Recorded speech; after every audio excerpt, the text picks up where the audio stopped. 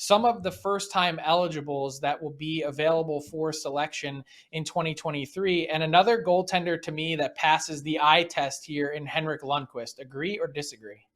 Lundqvist is going in first ballot. If he doesn't, there's something incredibly wrong with everybody. His career save percentage, his trips during the playoffs, deep runs with those teams with the New York Rangers, mainstay in net and good until the very end. I think he's an absolute lock. I'm surprised still that somebody like an Alexander Mogilny or Mike Vernon aren't really in the hall yet. That surprises me. But of this list, Frank, who do you see as being a first ballot Hall of Famer besides Lundqvist?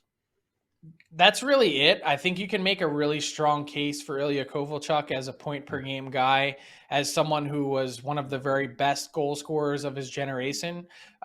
Justin Williams played a long time, had some impressive careers, and of course, the moniker of Mr. Game 7, but I don't think that's enough to get you into the Hall. Mike Green was someone that was a two-time first-team All-Star, a two-time runner-up for the Norris Trophy. I still don't think that's enough to get him in.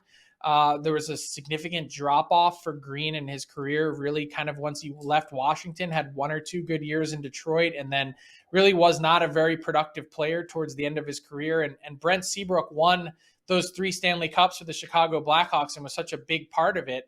Another guy that racked up close to 500 points, played a long time in the league and chewed up a lot of minutes for the Blackhawks, but never really passed the eye test for me, and didn't really have that sort of, if this makes any sense when I say it, the Hall of Fame aura or mystique that surrounded him. But Lundqvist for sure, like he's the one guy, as you mentioned, when you consider the first 10 years of his career, and of course he ended up winning a Vezina Trophy, but the first 10 years of his career consecutively, he finished 6th or better in Vezina Trophy voting, a 4-time finalist, 6 or 10 consecutive years of being in the top 6 at your position. Is an incredible track record of success. Also I believe a 919 career save percentage over a ton of games, almost 900 games played as a goalie, which is a huge workload.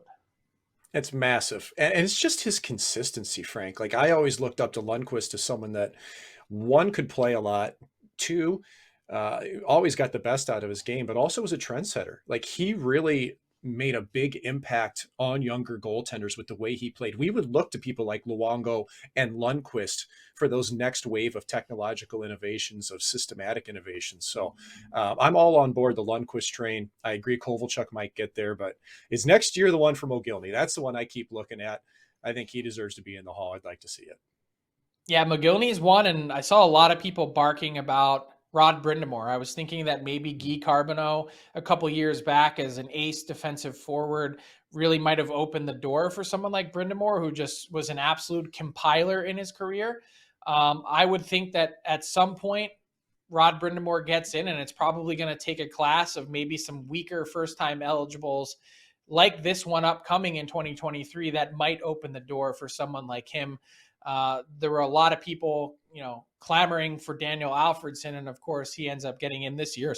So maybe, moving forward in the future, Rod Brind'Amour is next up on the list. I also wanted to point out Theo Fleury, a point per game player, and the way we look at mental health and how everything's changed with the sexual abuse that he went through at the hands of Graham James, to still be a point per game player, to lead the league in scoring.